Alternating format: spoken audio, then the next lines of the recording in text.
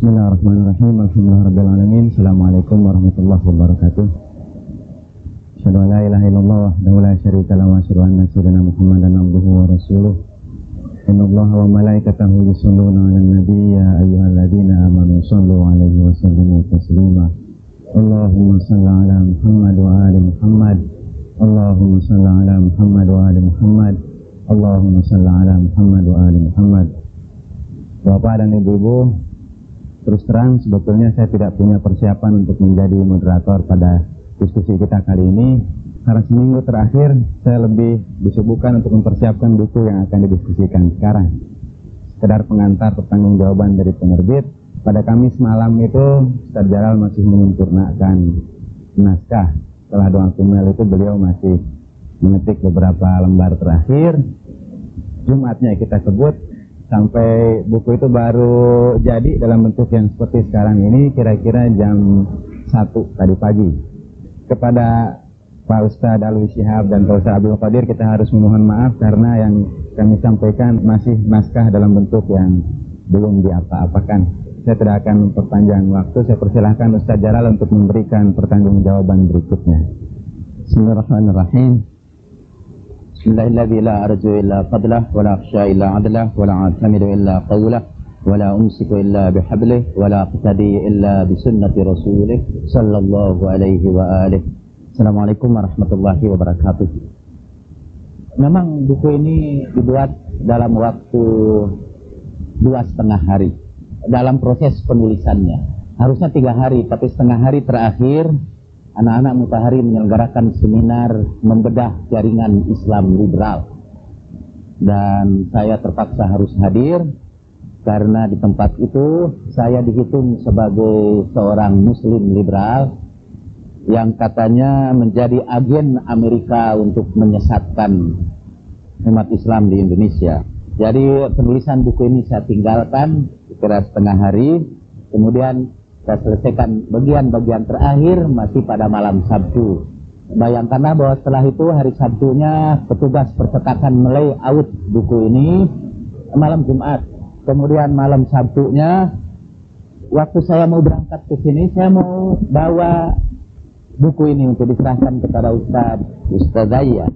Tetapi saya hanya sempat membawa naskah yang belum di layout itu dan beberapa lembar yang sudah dicetak. Kemudian malam Sabtunya buku ini mempunyai jilid sehingga tidak terlalu telanjang, dilem, dan baru selesai pukul 1. Itu pun hanya menyelesaikan sepanjang yang diperlukan oleh para bapak dan ibu dalam pertemuan sekarang ini.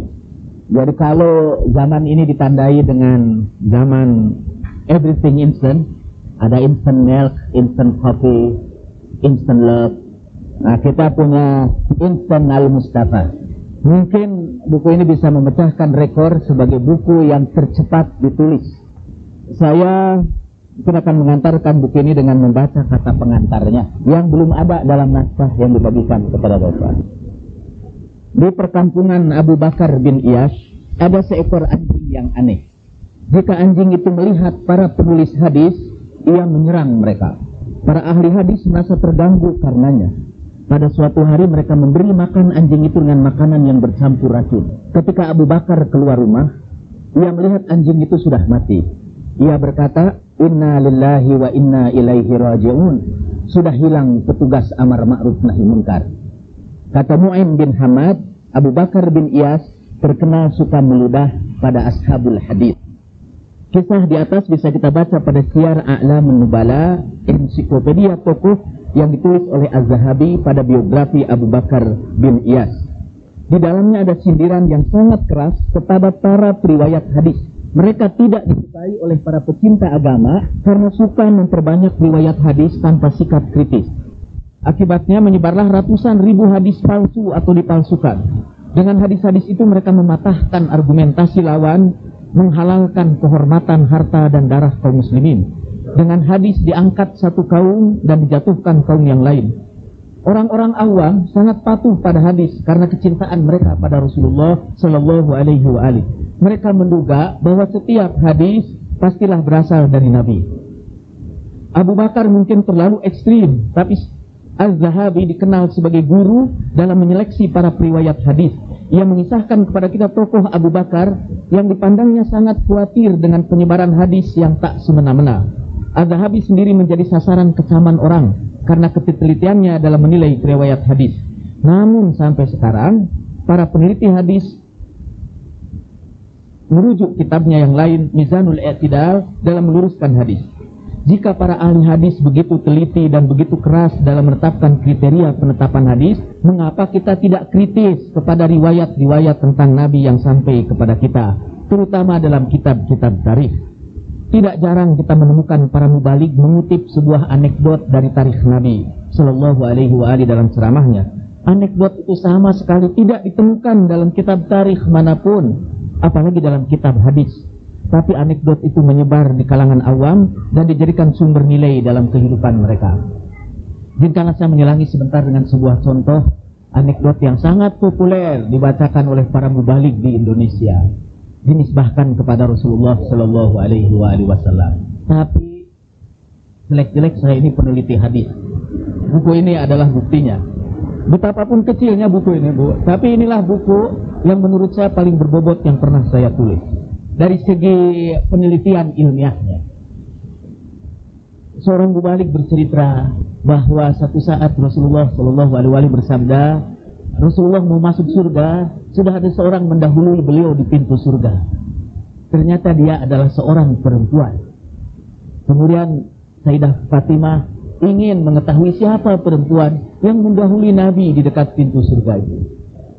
Singkatnya cerita, Sayyidah Fatimah menemui perempuan itu, dan ternyata keistimewaan perempuan itu ialah setiap kali dia menghidangkan makanan, berkhidmat kepada suaminya, bersama makanan itu dia simpan cambuk dengan catatan, kalau perkhidmatan saya kurang, inilah punggung saya untuk Anda cambuk. Hadis itu terkenal, populer, terutama tentu disebarkan oleh para mubalik seperti kita yang punya kepentingan khusus terhadap kaum perempuan. Hadis yang lain yang juga sangat populer dan tidak jelas asal-usulnya adalah hadis yang menceritakan seorang perempuan yang tidak mau keluar rumahnya walaupun diberitahu bahwa orang tuanya sakit keras.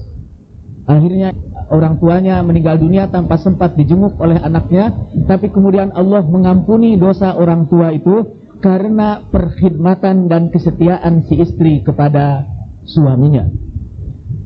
Hadis-hadis seperti itu menyebar dan umumnya lebih cepat diterima oleh orang-orang awam, termasuk oleh perempuan juga.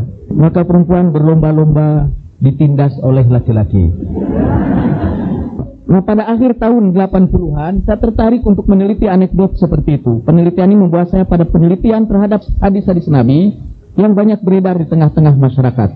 Ketika saya mendirikan lembaga pengkajian ilmu-ilmu Islam di bawah Yayasan Mutahari, saya memperkenalkan ulumul hadis kepada para aktivis Islam. Dengan pengetahuan tentang ulumul hadis yang elementer, sebagaimana pengetahuan gurunya, mereka saya ajak untuk mengaplikasikan ilmunya dalam meneliti tarikh Nabi. Sebagai buku tes, saya mempergunakan senari tulisan Ja'far Murtado Al-Amili, As-Sahih min Siratin Nabi Al-A'zam Sallallahu Alaihi Wasallam. Buku ini saya sempat hadiahkan kepada Ustadz Abdul Qadir. Sebetulnya di tempat ini yang paling berhak bercerita tentang sejarah adalah beliau. Saya berhak juga, Alwi berhak juga, tapi beliaulah yang paling berhak. Jadi saya berhak, beliau lebih berhak, dan beliau paling berhak. Karena Ustadz Abdul Qadir itu, beliau memperoleh gelar doktornya di dalam studi tarikh. Kemudian ternyata kuliah saya waktu itu menarik banyak peserta. Ada salah seorang mahasiswi saya, Dwi Lestari, yang sekarang sudah tidak diketahuinya her whereabout, mentranskripsikan kuliah-kuliah saya ini. Transkripsi ini beredar, dan sampai buku ini mau diterbitkan, hanya tinggal sisa-sisanya saja. Semuanya ada 6-7 jilid, yang ada tertinggal hanya 1 jilid saja. Itu pun sudah saya sebut dalam keadaan seperti puing-puing. Dari puing-puing transkripsi itulah saya bangun tulisan Al-Mustafa di sini ini. Memang dalam pengantar ini belum sampai kepada tarikhnya sendiri. Seperti buku saya terdahulu, Tafsir Sufi Al-Fatihah, itu baru mukadimahnya saja. Al-Fatihahnya belum dibahas. Seperti itu juga buku ini. Seperti itu juga buku Tafsir Bil Ma'thur, pesan moral Al-Quran, itu juga baru jilid 1. Jadi sekarang ini saya meninggalkan ada beberapa jilid 1, dan secara sengaja karena Imam Ja'far As-Shadiq sallallahu alaihi pernah berkata, kalau ada orang punya cita-cita yang diridhoi Allah Subhanahu wa taala, Allah akan panjangkan usianya sampai dia menyelesaikan cita-citanya itu. Jadi saya bikinlah tanggung ini biar bernegosiasi dengan Allah Subhanahu wa taala supaya usia kita rada panjang. Termasuk tentu usia orang-orang yang mendukung penulisan buku ini. Pada prakteknya saya menulis buku ini dalam waktu 3 hari, itu pun setengah hari tadi sudah saya sebut. Dalam waktu yang sempit ini saya banyak dibantu oleh anak-anak saya. Kita membantu mencarikan sumber-sumber rujukan. Irman yang ada hadir di sini juga mengetikkan kutipan-kutipan. Iqbal itu ahli komputer kita melakukan debugging komputer kita beberapa kali. Anggota keluarga lain, terutama istri saya, mengatasi stres saya dengan cara yang sangat personal.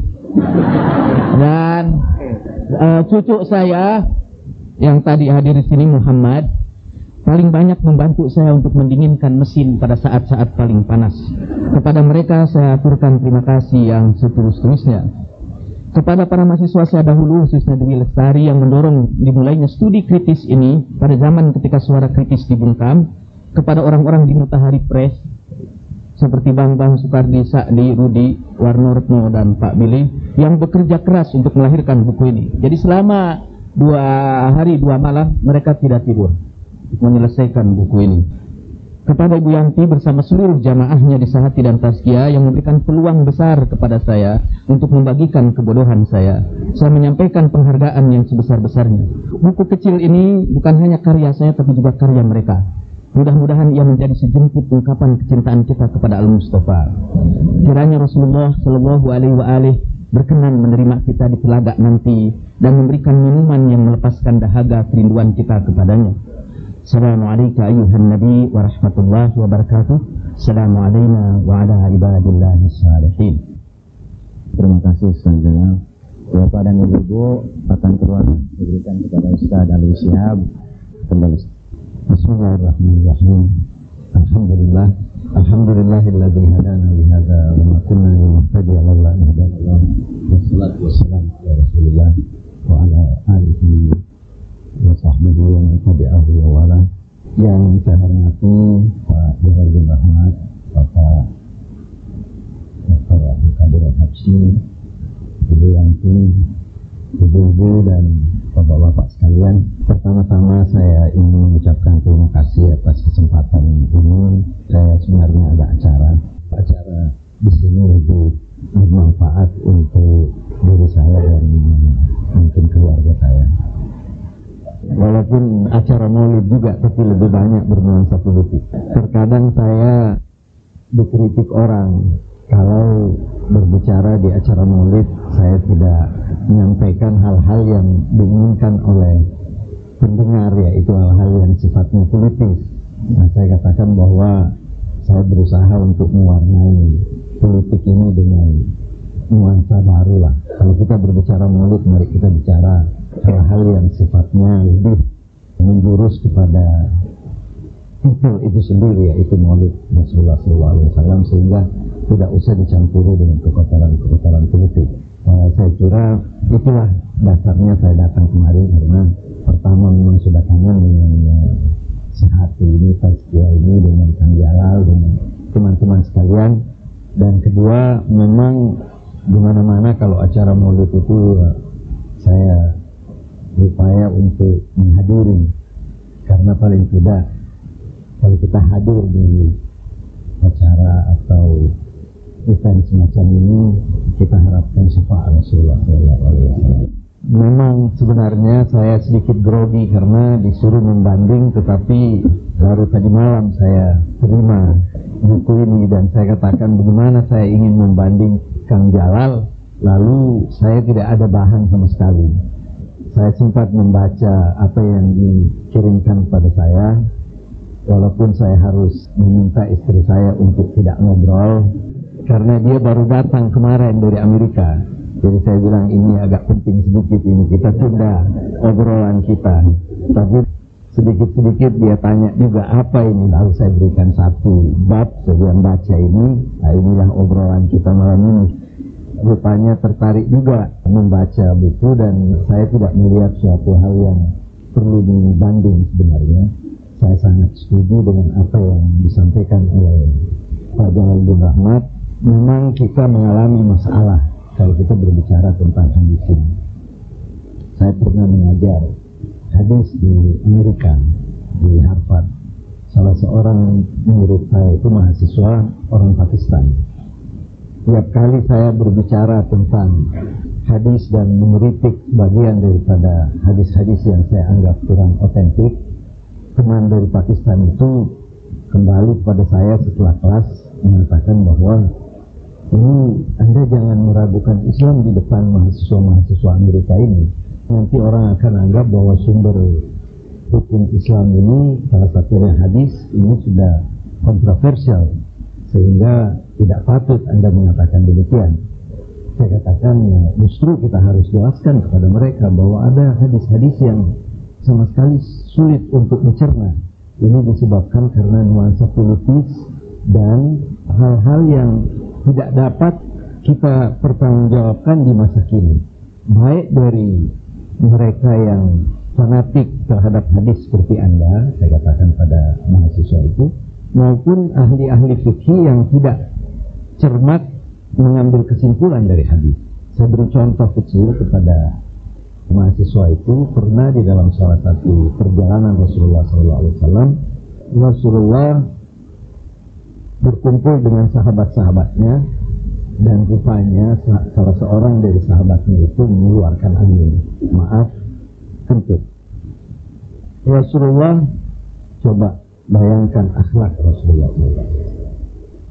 Rasulullah tidak mau menanyakan siapa yang mengeluarkan angin itu, sedangkan sebentar lagi akan salat asar. Jadi Rasulullah lalu bersabda, dan sebelum salat asar tadi, sebelum yang bersangkutan mengeluarkan angin, memang ada makan siang bersama dengan daging unta. Menyinggung perasaan yang bersangkutan, maka beliau bersabda, man akala lahma jasurin falyatawadda. Barang siapa yang makan daging unta, maka dia berwudu. Maka semua sahabat itu pergi berwudu, kembali wudu dan sembahyang. Di sini saya ingin menggarisbawahi akhlak Rasulullah SAW, di mana salah satu konsideran dari Kang Jalal untuk mengkritik beberapa riwayat hadis yang tidak dapat dipertanggungjawabkan adalah ada hal-hal yang tidak sesuai dengan akhlak Rasulullah dan tidak sesuai dengan jaminan Tuhan terhadap akhlak Rasulullah. Innaka la'ala khuluqin. Sesungguhnya engkau sangat mulia akhlakmu, dari itu engkau, firman Allah, dimuliakan dari segenap nabi-nabi semua karena akhlak. Nah ini contoh akhlak Rasulullah. Lalu ahli-ahli fikih yang kurang cermat mengatakan bahwa memakan daging unta itu membatalkan wudhu, karena Nabi mengatakan siapa yang makan daging unta maka berwudhu, tidak melihat konteks daripada hadis itu sendiri. Dalam hadis kan ada dinamakan, kalau Quran asbabun nuzul, kalau dalam hadis asbabun wurud. Apa konteksnya? Kenapa sampai Rasulullah mengucapkan hal itu? Nah, ini kita dapati, umpamanya kalau kita menelusuri sejarah, tidak ada orang peneliti yang tidak mengatakan bahwa citra Islam yang egaliter, citra Islam yang begitu indah, yang begitu sejuk yang dibawakan oleh Rasulullah SAW tidak dirusak oleh dinasti Umayyah. Tidak ada satupun. Apakah itu dari golongan Islam, non-Islam yang mempelajari sejarah, bahwa Muawiyah lah yang merusak citra Islam dan membawa kembali Arabisme, kearaban, atau chauvinisme tribe atau etnik kearaban. Bukan dia menitik beratkan Islamnya, tetapi menitik beratkan Arabnya atau kejahiliaan. Itu semua penulis, apakah itu dari golongan Islam atau non-Muslim. Nah, pada masa 80 tahun itu Bani Umayyah, dalam 80 tahun inilah banyak keluar hadis-hadis yang sulit untuk dipertanggungjawabkan. Dan ini saya kira suatu sumbangan yang sangat berharga bagi kita sekalian di Indonesia ini. Dengan rintisan Kang Jalal ini berikan semacam pencerahan kepada kita bahwa jangan semua hadis itu diterima. Hadis itu harus kita lihat. Dari itu sebenarnya rijalul hadis itu, ahli-ahli hadis sangat kritis terhadap hadis-hadis, sampai-sampai ada yang mengatakan bahwa satu-satunya hadis yang dapat kita terima itu innamal a'malu binniyat. Sebenarnya itu satu-satunya hadis, karena sudah frustrasi melihat banyaknya hadis-hadis yang palsu ini, sehingga dia katakan sudahlah, kalau itu pasti tidak salah, bahwa segala perbuatan itu bagaimana niatnya. Itu ada yang sampai ekstrim melakukan hal ini. Nah, jadi apa yang saya baca dari buku Kang Jalal ini memang sangat bermanfaat. Saya ada coret-coret sedikit apa yang saya ingin sampaikan di sini, bahwa upaya untuk melakukan kritik terhadap teks ini memang salah satu mata kuliah yang menjadi mata kuliah wajib di Department of Religion di mana saja. Textual criticism. Jadi mengkritik teks. Karena teks-teks itu dianggap bahwa banyak sekali ditentukan oleh yang menuturkannya. Kan bagi ahli-ahli sejarah dikatakan bahwa history is the story of the victorious. Jadi sejarah itu adalah tuturan cerita orang-orang yang menang. Orang kalah pasti tidak bisa menuturkan ceritanya. Pasti orang menang. Dan siapa yang menang dalam 80 tahun itu?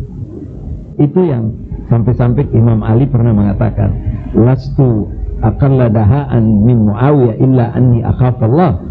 Kenapa Sayyidina Ali kok kelihatan kalah di dalam pertempuran atau di dalam debat ini? Dia bilang bedanya, saya sebenarnya tidak kalah licik dari Muawiyah, tapi masalahnya perbedaan saya dengan dia, saya takut sama Tuhan, dia tidak takut sama Tuhan. Di situ masalahnya. Dan orang yang tidak takut sama Tuhan kan illam tastahi fasna masyita. Kalau kamu sudah tidak takut, tidak punya malu, kamu lakukan apa yang kau ingin lakukan. Tapi orang yang punya malu, orang takut kepada Tuhan, selalu ada hal-hal yang membentengi dirinya. Jadi a story of the victorious. Jadi sejarah adalah tuturan atau narasi dari orang-orang yang menang. Dalam buku Kang Jalal disebutkan betapa sejarah Indonesia ditulis oleh Orde Baru. Orde Reformasi ini tentu ada lagi sejarahnya. Nah, kebetulan 80 tahun ini diisi oleh sejarah pemenang, sehingga kalau kita mau menelusuri kitab-kitab hadis, sangat jarang kita lihat hadis yang diriwayatkan oleh Imam Ali. Kenapa? Karena Imam Ali waktu itu dilaknat di mimbar-mimbar oleh mereka. Nah, sehingga di sini bisa membuka akal pikiran kita bahwa kritik terhadap hadis ini penting sekali untuk mendudukkan persoalannya. Kalau kita mau menjadikan Al-Quran sebagai sumber utama ajaran kita, maka selalu harus kita kembali kepada Al-Quran. Kalau Al-Quran mengatakan bahwa Rasulullah itu memiliki budi pekerti yang sangat luhur, tidak mungkin Rasulullah akan mengeluarkan kata-kata laknat atau mencaci. Dari itu di mana-mana saya menganjurkan para politisi muslim ini, saya bilang kalau khususnya pada maulid Nabi kita ini, kalau kita mau menjadikan Rasulullah sebagai uswah hasanah, suri tauladan kita, coba cari riwayat Nabi yang pernah memaki orang.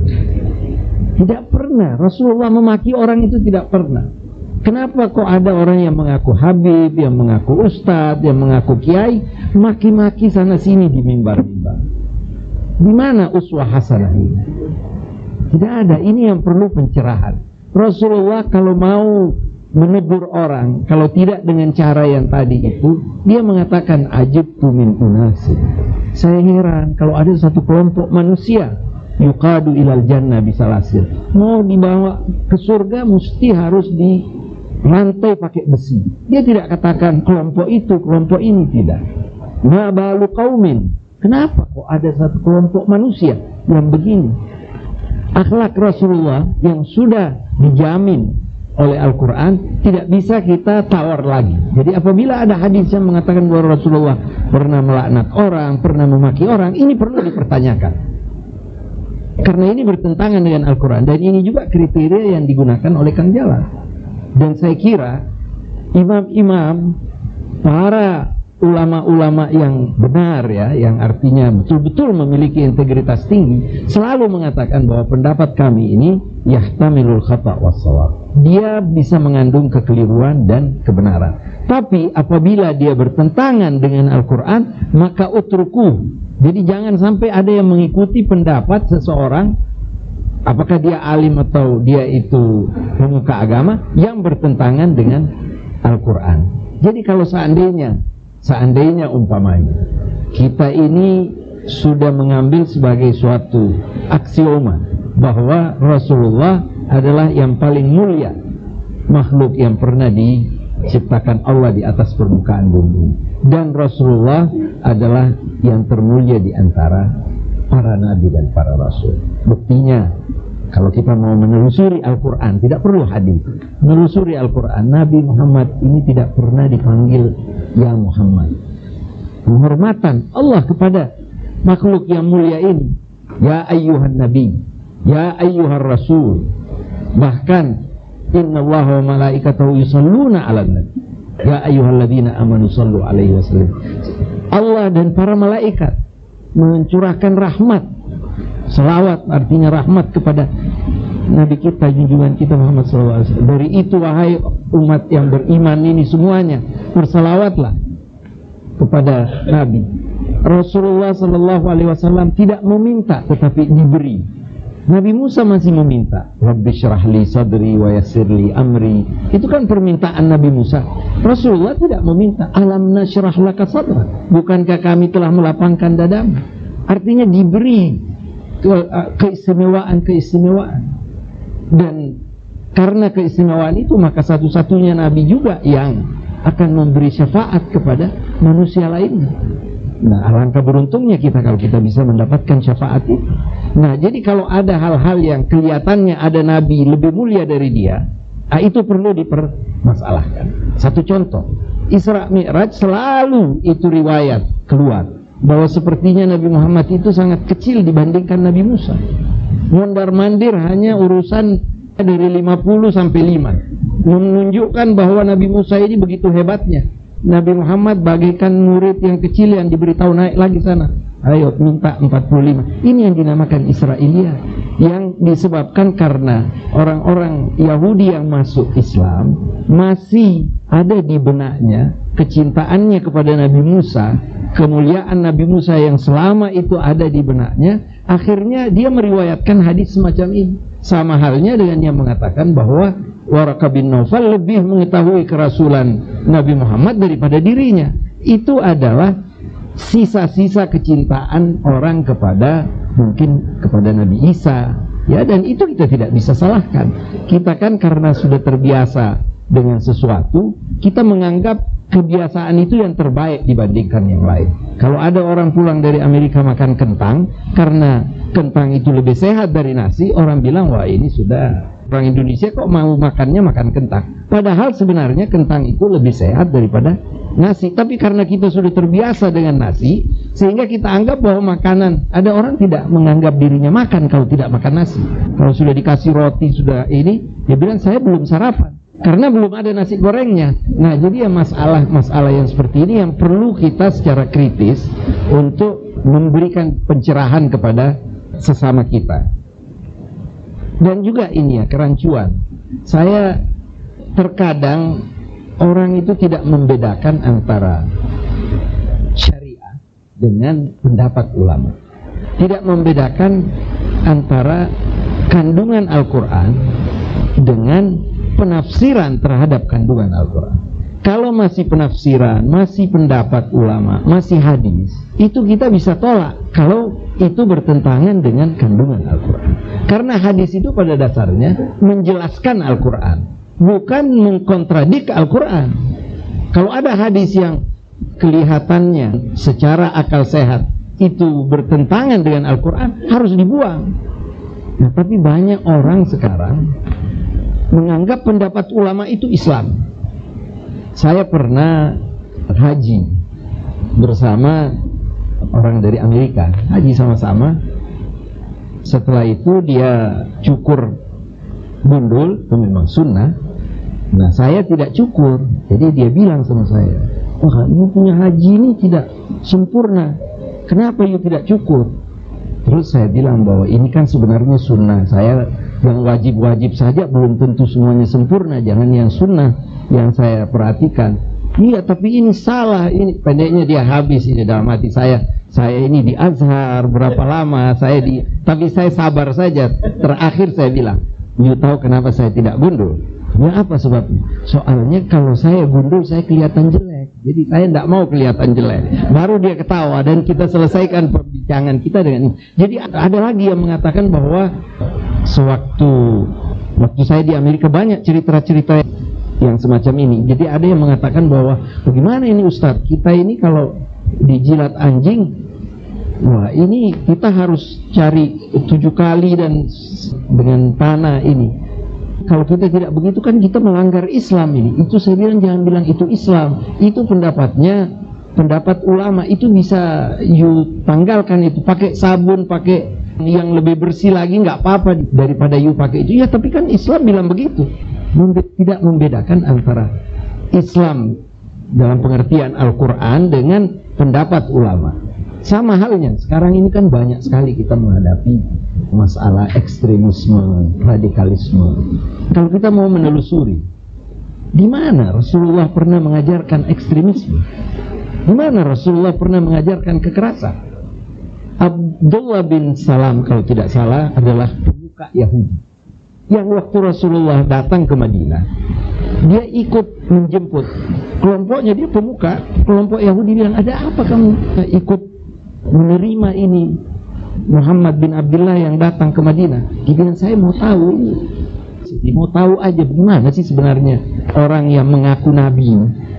Jadi dia pergi ke sana menjemput dan dia melihat Rasulullah berbicara ini. Lalu waktu Rasulullah memberikan penjelasan-penjelasan, ujangan-ujangan, dia juga minta supaya ikut. Boleh, silakan. Setelah itu dia lalu mengatakan pada Rasulullah, saya menyatakan bahwa saya ikut agama kamu. Jadi dia masuk Islam serta-merta. Lalu kelompoknya itu lalu bertanya, kamu kok cepat kali percaya kepada Nabi ini?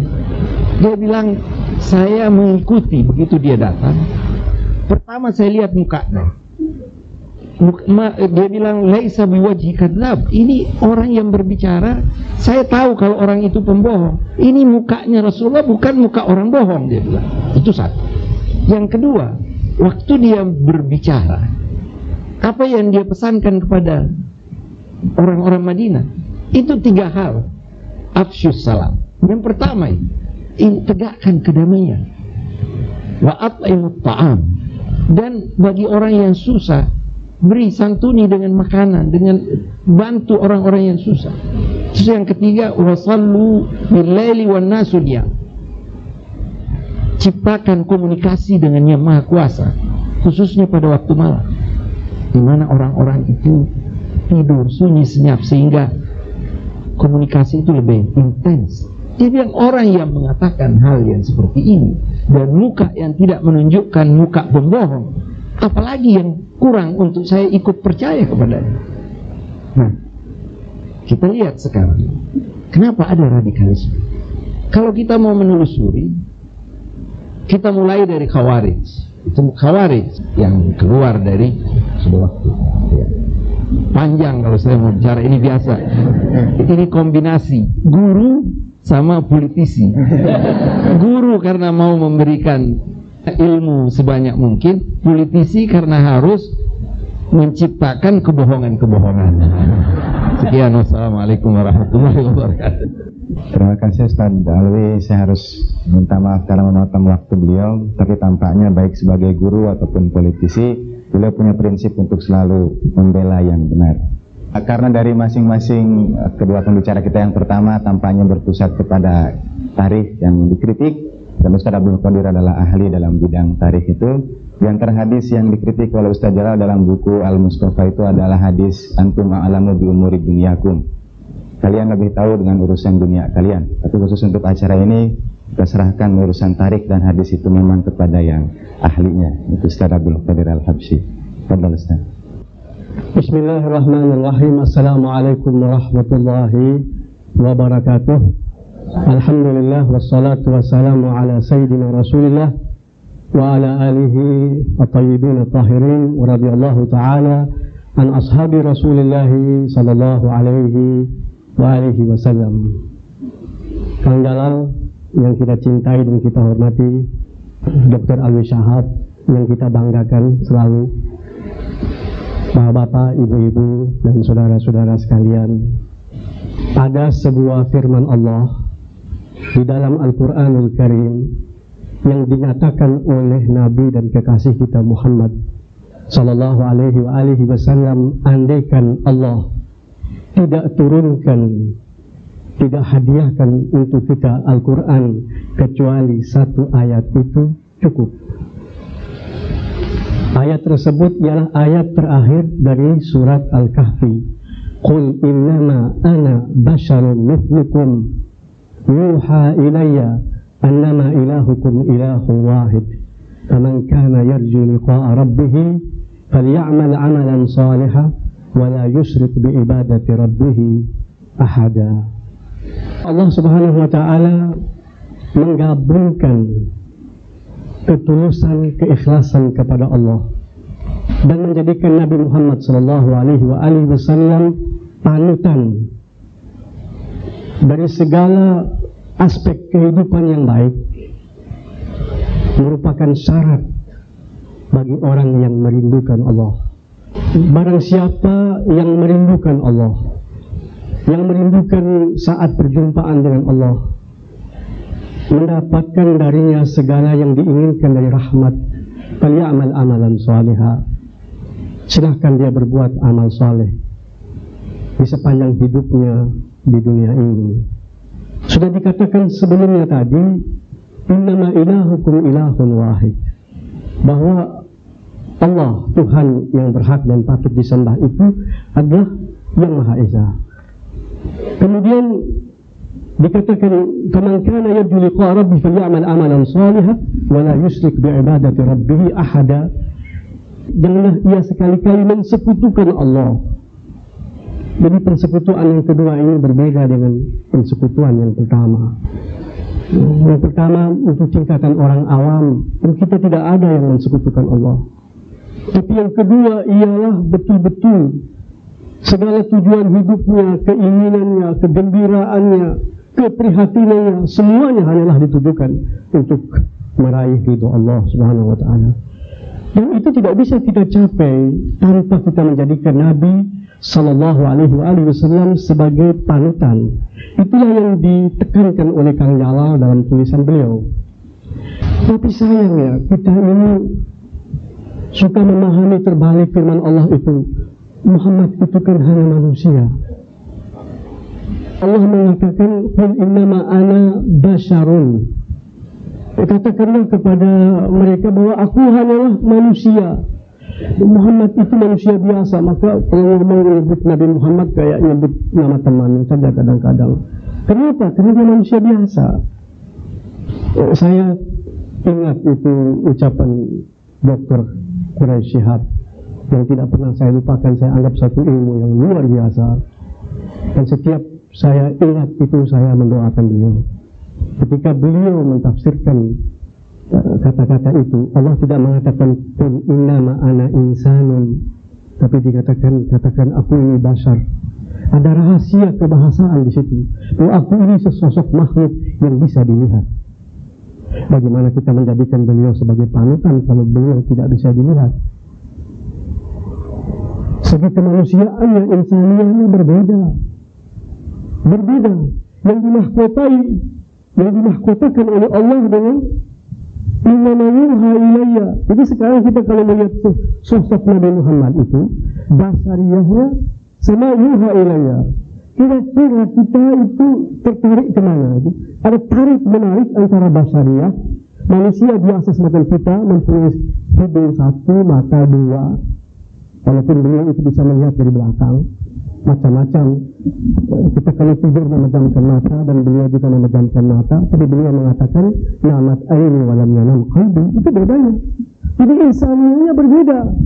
Dari segi kemanusiaannya saja itu berbeda sebetulnya. Tapi kita ini suka tertarik kepada basyariat Rasulullah SAW secara berlebihan, sehingga kita tidak berbeda dengan orang-orang non-Muslim. Para orientalis itu di antara mereka ilmunya jauh lebih luas daripada kita ini, termasuk dokter-dokter lulusan IAIN ataupun Al-Azhar sekalipun. Jadi segi ilmu ya, tapi mereka tetap melihat Nabi dari segi basyariah semata, tidak melihat Nabi dari segi wahyu yang diwahyukan kepadanya. Dan Allah mengatakan syarat untuk bagi mereka yang sangat merindukan Allah, semacam sufi-sufi atau ingin jadi sufi-sufi, harus menjadikan Nabi SAW itu sebagai panutan mutlak.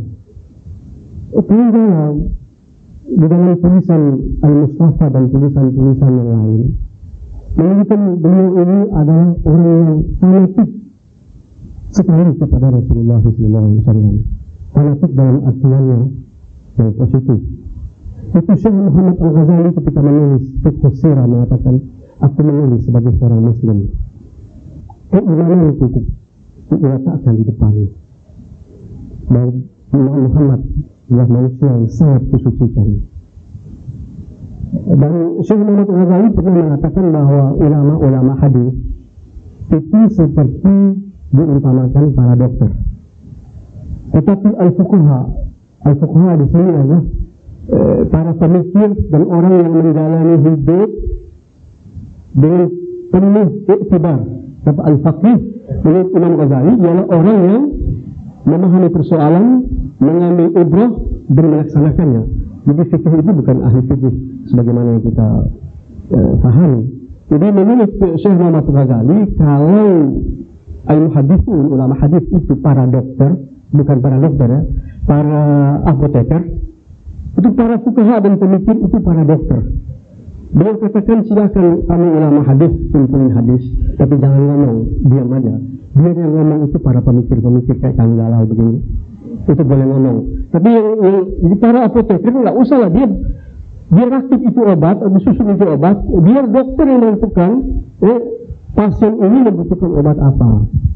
Jadi di sini ada kemiripan antara pendapat saya antara Kang Jalal dengan Syekh Muhammad Al-Ghazali yang tajam sekali kritikannya dan suka juga meledak-ledak kayak Kang Jalal. Karena Syekh Muhammad Al-Ghazali itu ada guru saya yang sangat saya cintai, maka saya juga heran kenapa saya cinta sama Kang Jalal. Rupanya ada persamaan di sini. Nah, tapi sayangnya saya ini bukan ulama hadis, ya, dan juga bukan hadis, ya, tidak termasuk ini yang situ, dan belajar sejarah nyambung. Jadi harapannya kepada saya sih terlalu besar dan pasti kecewa. Di sini di dalam Al-Quran itu Allah mensifatkan Nabi-Nya itu wa innaka la'ala khuluqin azim. Ini sudah berbentuk sumpah, sebab takidatnya itu dia sudah wa innaka la'ala khuluqin azim. Sungguh engkau wahai Rasul bersinggah-sanggah di atas akhlak yang mulia. Saya menerjemahkan itu bersinggah-sana. Kenapa? Menurut bahasa Arab yang ala khuluqin azim, Allah tidak mengatakan sungguh engkau wahai Rasul berakhlak mulia. Tidak, di atasnya. Jadi kalau akhlak yang mulia itu sesuatu yang tinggi dan agung, kita umat manusia menuju ke sana, berusaha, dan kita tidak akan pernah sampai kepadanya. Dan artinya sesungguhnya. Tapi Rasul bukan saja sampai di atasnya. Saya kutip dengan tafsir beliau mengatakan apa? Riwayat tentang kemuliaan Rasul, akhlaknya begitu banyak, tapi semuanya tidak ada artinya sama sekali di samping firman Allah tersebut. Jadi Rasulullah itu sesuatu yang luar biasa. kami yang betul-betul mengagumkan. Tapi kalau ada riwayat, apakah itu hadis, apalagi dongeng, ya, yang sedikit saja merusak pengagungan kita, cepat-cepat disingkirkan. Apa saja, misalnya siapa saja, walaupun dia ulama yang sangat terkenal yang sangat berbeda.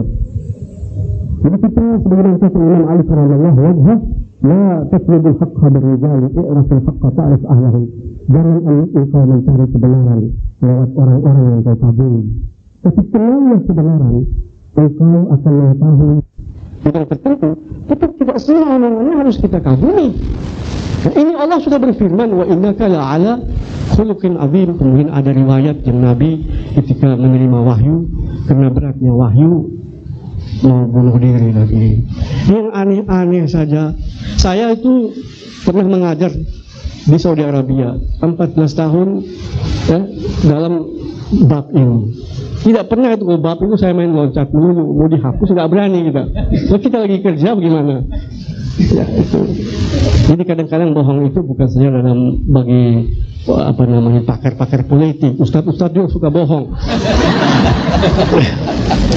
Jadi bagaimana mungkin itu Rasul Shallallahu Alaihi Wasallam itu ketakutan dapat wahyu? Padahal itu banyak riwayat yang beliau diberi mukaddimah oleh Allah Subhanahu Wa Taala lebih dahulu. Jangan juga ada menulis itu bahwa pohon-pohon, batu-batu itu kanat tusallim alayya birrisalah qabla an-nubuwah. Ada batu-batu tertentu mengucapkan assalamu alayka ya Rasulullah sebelum beliau dapat wahyu. Jadi Allah sebelum mewahyukan kepadanya, mewahyukan kepada batu lebih dulu, pada pohon-pohon lebih dahulu. Kenapa? Supaya ketika beliau mendapat wahyu itu mantap, ada mukaddimah-mukaddimahnya.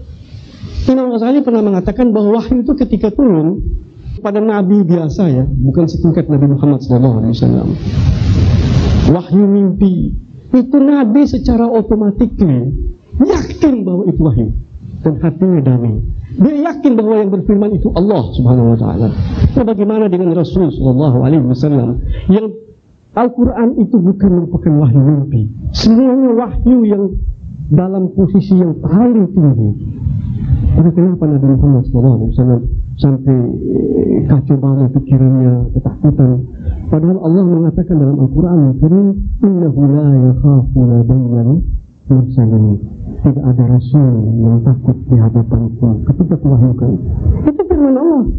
Ngapain kita baca itu sejarah biarin riwayat itu imam yang sangat kita cintai? Imam itu boleh keliru. Jangan sampai kecintaan kita kepada suatu imam melunturkan pengagungan kita kepada Rasulullah SAW. Itulah yang ditekankan oleh Kang Dalal. Itu pernah ada suatu kejadian itu, ada seorang ustaz sangat tulus, sangat ikhlas, jam terbangnya dalam bidang dakwah itu panjang, marah-marah ketika berjumpa sama saya, marah-marah kepada Kang Dalal. Kenapa? Itu murid-muridnya itu kurang ajar. Ya, datang di sini mengajarin saya mengkritik Imam Bukhari. Begini. Ya, pertama kali bukan begitu. Itu lidahnya panjang itu murid-muridnya Dalal itu. Ya, suka mengkritik orang-orang besar zaman dahulu yang sudah banyak berbuat. Saya pahamnya lain. Saya pikir ini mungkin ketika membaca sirahnya Sayyidina Ali bin Abi Thalib, Fatimah Zahra, ada sebagian yang emosi begitu. Saya katakan maafkan mereka, kan baru pertama kali dengar. Biasa kalau pertama kali dengar itu kan begitu tuh ya. Ya maafkan itu. Nanti besok kalau sudah biasa dia dengar, sudah terbiasa oleh dia. Bukan itu saja. Kalau itu bisa kita maklumi karena dia merasakan yang sama, biasa gitu. So, itu saya bisa maklumi itu katanya. Itu dikatakan wah hadisnya nggak benar. Dan itu adalah kitab kedua sesudah Al-Quran Al-Karim. Saya mengatakan begini, soalnya Imam Bukhari dalam hadisnya mengatakan bahwa Rasulullah kena sihir. Saya dimarahin, kamu macam-macam lagi. Siapa bilang Rasulullah kena sihir? Buat dengan semangat. Saya bilang benar, itu bohong itu. Itu Imam Bukhari yang menulis begitu kok. Saya katakan begitu. Di hadis mana itu, nomor berapa? Coba kalau Al-Mustafa ada sama saya itu mudah, ada nomor yang situ. Tidak. Saya mengatakan saya ketika buka, saya baca-baca, saya cari judul lain, baca bahwa Rasulullah pernah kena sihir 1 bulan namanya tidak tahu. Wah, ini kalau mungkin kalau dalam dunia modern tidak bisa diterima kesaksian di mahkamah, ya kan bisa jadi begitu kan ya, karena pernah lupa ingatan. Nah kalau Rasulullah lupa ingatan kan bahaya itu kan. Jadi saya ketika membaca itu hadis, saya langsung tutup, saya hilangkan. Bukhari tidak pernah menulis. Enggak, supaya apa? Supaya tetap hormat sama Imam Bukhari. Enggak, cepat-cepat saya tutup, saya katakan. Jadi kalau tanya sama saya nomor berapa, saya nggak tahu, tapi percayalah. Nah, lama-lama suaranya itu apa? Merendah. Karena dia merasa mungkin akhirnya ustadz ini bohong. Kita sama-sama ustadz soalnya. Jadi itu. Jadi memang ini ada di sini, nanti lihat di halaman 67. Ini memang, apalagi kalau ditinjau dari segi sejarah. Tapi semuanya itu ada baiknya. Kang Jalal juga menyebut di situ Muawiyah ibnu Abi Sufyan berkata kepada Khalid Al-Qasri, mengatakan tulis deh hadis-hadis kecuali yang berkaitan dengan kemuliaan Ali bin Abi Thalib. Kecuali kalau Anda mendapatkan dia lagi sedang di pinggir neraka, tulis. Begitu. Rupanya cara yang demikian ini diikuti oleh khulafa Bani Umayyah. Malik berpesan kepada orang yang dipercayakan kepadanya untuk menulis hadis-hadis, untuk menulis sejarah. Dikatakan apa? Manaqib Utsman ibnu Affan. Tulis tentang Utsman yang baik-baik. Tentu dalam bidang politik, karena yang berkuasa ini dinasti Bani Umayyah. Dan Utsman ibnu Affan kebetulan adalah seorang Umawi. Dan uktub ma'ayib Ali ibnu Abi Thalib. Tapi cari itu yang jelek-jelek tentang Ali bin Abi Thalib. Kalau nggak ada, ciptakan tentang Ali bin Abi Thalib. Jadi memang itu ada campur tangan dari pemerintah yang berkuasa pada saat itu. Sehingga Imam Ahmad ibnu Hanbal pernah berkata, aku tidak pernah menyaksikan seorang manusia seaneh Ali ibnu Abi Thalib. Seluruh orang membenamkan dia di bumi, tapi subhanallah, seakan-akan mereka terbang memegang ujung-ujungnya untuk meluncurkan dia di cakrawala. Jadi makin ditekan, dia makin muncul, karena itu sangat berkaitan dengan kebenaran. Sehingga itu di zaman Bani Umayyah. Lalu Abdul Malik ibn Marwan, dia sempat juga ya mengambil pelajaran. Dia berkata kepada Hajjaj ini gubernur yang paling kejam, paling menakutkan, sehingga Umar bin Abdul Aziz pernah berkata, andai kata setiap dinasti di hari kemudian datang dengan membanggakan Taghyani Al-Budunya yang paling jahat, dan setiap zaman membawa Al-Budunya, entah kita zaman ini membawa Al-Budunya siapa ya, namanya setiap zaman membawa Al-Budunya, kita Bani Umayyah membawa Hajjaj, laghalabnahum jami'an, kita akan hebat, paling hebat, jadi dinasti yang paling jahat. Ini menurut Umar bin Abdul Aziz. Itu Abdul Malik bin Marwan berkata kepada Hajjaj, kamu boleh bunuh siapa saja, tapi jangan membunuh Alawi, jangan membunuh Ahlul Bait. Kenapa? Karena aku melihat kerajaan Abi Sufyan runtuh karena terbunuhnya Al-Husain. Maka biarlah kerajaan kita ini berjalan. Engkau boleh bunuh Syiah para pendukung Ahlul Bait, tapi pribadi-pribadi Ahlul Bait jangan diganggu. Jadi kelihatan di situ masalahnya masalah politik, masalah kerajaan, tidak ada kaitan dengan masalah kebenaran. Jadi pada saat itu orang-orang yang sangat mencintai Ahlul Bait itu ketakutan.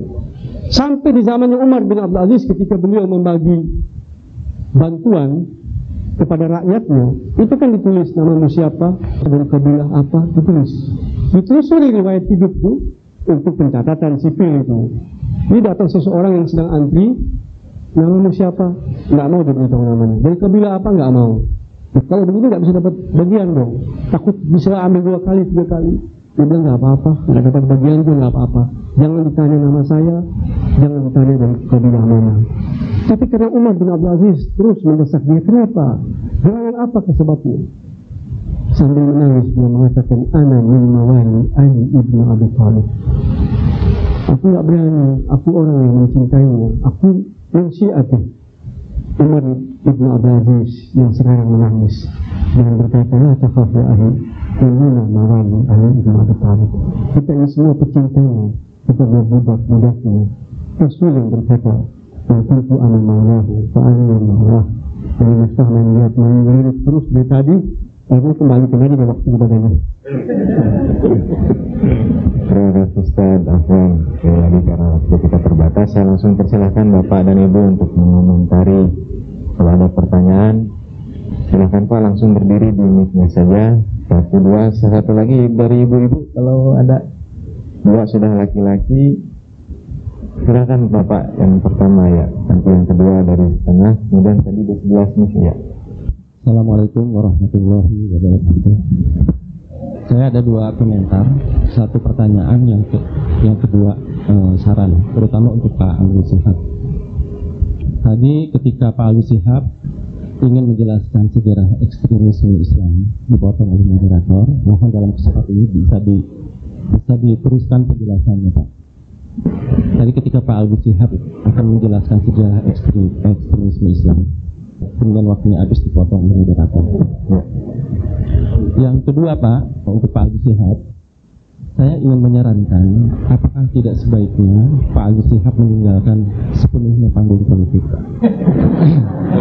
Alasan saya pertama, saya sangat menyayangkan dua gelar doktor Bapak, satu dari Mesir, satu dari Amerika, tetapi kontribusinya sangat kurang terhadap umat Islam. Kenapa Bapak tidak mengikuti jejak Kakanda, Pak Quraish Shihab, atau Kang Jalal, atau misalnya Cak Nur Muhammad? Mereka lebih mencerahkan, lebih menyejukkan umat Islam, jadi meningkatkan daya kritis. Daripada Bapak sekarang hanya berantem tiap hari dengan Pak Matori Abdul Jalil. Tinggalkanlah urusan politik kepada Gus Dur Pak. Saya kira Bapak lebih bermanfaat untuk umat Islam bila Bapak sepenuhnya menjadi intelektual Muslim yang mencerahkan umat Islam. Oke, terima kasih Pak. Terima kasih Pak. Ya, terima kasih. Walaupun Pak Ali sudah berusaha menghindari politik, tetap aja ada yang silakan disambung. Alhamdulillahirrabbilalamin. Saya ucapkan terima kasih karena judulnya Ansar Studi Kritis dari Nabi. Saya teringat beberapa bulan yang lalu saya sudah membicarakan dengan Ustaz Abdul Ghadir. InsyaAllah antum masih ingat apa yang pernah saya tanyakan. Sebelumnya saya ingin ingatkan karena buku ini dibuat dalam waktu yang sangat singkat, tentu ada kekeliruannya. Saya membuka halaman 50 hadisnya itu, ada sedikit bahasa aja. Halaman 50 baris ke-6. Itu bukan sa'inu tapi su'inu. A'ana yu'inu. Oleh karena itu kepada penulis buku ini Kang Jalal saya ingatkan al-ajalah minasyaitan wa ta'anni minarrahman. Sifat ketergesa-gesaan itu dari setan, sedangkan kalau ya perlulah. Tapi saya juga berbesar hati karena Kang Jalal sudah ingatkan dengan ucapan Imam Shadiq. Kang Jalal masih punya cita-cita yang besar. Semoga Allah Subhanahu wa taala memanjangkan usia beliau. Amin. Kepada Dr. Abdul Ghadir waktu itu saya ingatkan hadis Siti Khadijah yang membawa Rasulullah kepada Waraqah bin Nawfal. Waktu itu Dr. Ustaz Abdul Ghadir ingatkan, ya akhi, Rasulullah tidak ingin dikecewakan. Nah ini karena ini pembahasan studi kritis, Ustaz Abdul Ghadir bisa lihat. Insya Allah Kang Jalal barangkali ada pertimbangan atau ingin dikelirkan jawabannya itu. Nah, salah satu kritis hadisnya itu ada 5 alasan yang ditulis sama Kang Jalal. Pertama dari segi sanad Ustaz Abdul Ghadir. Di sana ada Az-Zuhri, Urwah bin Zubair dan Aisyah. Az-Zuhri adalah ulama penguasa yang berkhidmah pada Hisham bin Abdul Malik. Halaman 54. Dia mengajar anak-anak Hisham. Dia terkenal sangat membenci Amirul Mukminin Ali bin Abi Thalib. Jadi juga Ustaz Abdul Ghadir sudah ingatkan, siapapun kalau itu bertentangan dengan kitabullah atau standar keilmuan kita tolak. Namun juga sedikit ada bertentangan terakhir dari omongan antum yang Rasulullah tadi seperti kehilangan akalnya. Kita berhusnuzan kepada Bukhari. Nah, karena ini studi kritis hadis, bagaimana Dr. Abdul Jadir menyikapi hal itu? Yang kedua juga, ada riwayat di situ Siti Aisyah pada saat itu belum menjadi istri Nabi. Nah, itu dalam ilmu hadis boleh saja dikatakan Rasulullah menceritakan kepada Aisyah. Tapi dibantah sama Kang Jalal di sini, seharusnya saya mendengar. Itulah barangkali salah satu. Dan kepada Kang Jalal juga, saya belum dapatkan ulama Indonesia yang belajar dari Azhar atau di tempat lain sampai gelar doktor itu dalam bidang ilmu hadis. Saya punya teman Kang Jalal Hasan Jadid As-Segaf, itu dia ngambil S2 di Mesir bidang hadis. Namun sayang 3 kali ujian gagal dalam tahrij fi ulum al-hadis. Jadi 4 mata kuliah selesai, lulus, tahrij lagi sampai 3 kali. Dan kepada Kang Jalal, maksud saya ingin katakan nanti suatu saat pasti ada yang menjawab buku ini. Oleh karena itu perlu dipersiapkan. Sekian, Assalamualaikum warahmatullahi wabarakatuh. Silahkan Pak. Bismillahirrahmanirrahim. Pertama, saya sampaikan salam tahiyat kepada Kang Jalal. Saya merasa bangga menjadi seorang anak dari seorang ayah yang juga pernah membela pada saat tahun 85-an, di mana Kang Jalal waktu itu betul-betul dikritisi dan diadili. Yang kedua, saya menyambut peluncuran buku ini. Namun bagi saya seorang awam, akan ada lebih baik bila di akhir-akhir uraian tentang hadis Kang Jalal menyampaikan satu pendapat. Lepas daripada pendapat itu nanti dikritisi ataupun tidak. Mungkin bagi para ahli hadis itu akan bisa menambah khazanahnya, tetapi kami bagikan yang awam itu juga tetap memerlukan satu pegangan sehingga itu menjadi hal yang bisa diamalkan. Seperti dalam kasus kajian Kang Jalal tentang hadis yang riwayat azal, itu banyak sekali sampai 10 kritik Kang Jalal dalam hadis itu, tetapi ada baiknya satu tanggal kalimat untuk menyarankan apa yang harusnya dilakukan oleh kami misalnya seperti itu. Dan banyak juga kritik-kritik yang lain yang dilakukan oleh Kang Jalal dalam buku ini. Kedua, saya juga tidak tahu apakah ini memang benar hadis atau bukan, tapi saya pernah menemukan satu keterangan bahwa kalau Rasulullah melihat satu tanda yang berbentuk salib, itu biasanya di robot atau biasa gitu, saya pernah tahu patahnya dibetul. Saya biasanya juga cukup kritis terhadap hal-hal yang sifatnya grafis, termasuk juga pelajaran grafis, dan ini luar daripada kompetisi ini. Tapi kalau hadis itu betul, mudah-mudahan ini bukan dari penyelenggara, tulisan-tulisan yang ada di belakang Pak Ali Anggara itu kayaknya itu sangat tidak berkenan dengan hati saya. Dan hal-hal seperti ini mudah-mudahan menjadi keselamatan kita bersama. Mudah-mudahan ini bukan dari hati atau bukan dari sejati. Terima kasih. Waalaikumsalam warahmatullahi wabarakatuh. Dengan cepat saya ingin menanggapi pertama berkenaan dengan al-azalatu minas syaitan. Itu di dalam hadis disebutkan tidak semua ketergesa-gesaan itu dari setan. Malah Rasulullah bersabda ada beberapa ketergesa-gesaan yang harus dilakukan. Kalau sholat sudah masuk waktunya, maka kita harus tergesa-gesa. Dan itu bukan dari setan. Kedua, kalau jenazah sudah tergujur, kita harus segera menguburkannya. Dan ketergesa-gesaan mengurus jenazah itu tidak dari setan. Yang ketiga, kalau seorang gadis sudah menemukan jodohnya, cepat-cepat sajalah dikawinkan. Ketergesa-gesaan itu bukan juga dari setan. Termasuk ketergesa-gesaan untuk menghasilkan kado buat Kanjeng Nabi Sallallahu Alaihi Wasallam. Bahkan ketergesaan seperti itu ditegaskan di dalam Al-Quran. Jadi al-ajalatu minas syaitan kayaknya harus kita studi kritisi ya. Karena itu bertentangan dengan Al-Quran. Al-Quran menyuruh untuk kebaikan kita harus tergesa-gesa. Fastabiqul khairat. Kalau saya terjemahkan sekarang, tergesa-gesalah kamu dalam berbuat kebaikan. Wasari'u ila maghfiratin min rabbikum. bersegeralah kamu untuk memperoleh ampunan Tuhanmu. Salah satu syarat untuk memperoleh ampunan Allah Subhanahu wa Ta'ala ialah syafaat Rasulullah Shallallahu Alaihi Wasallam.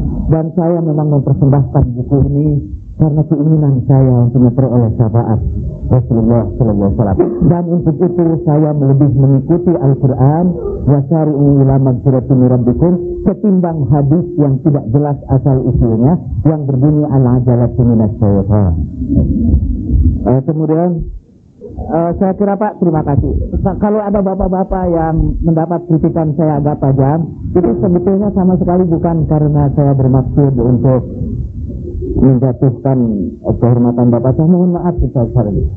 Dan mungkin itu kesalahan saya yang patut dikritik sangat besar. Yaitu kalau menyerang pendapat orang, bisa-bisa mungkin sampai babak belur.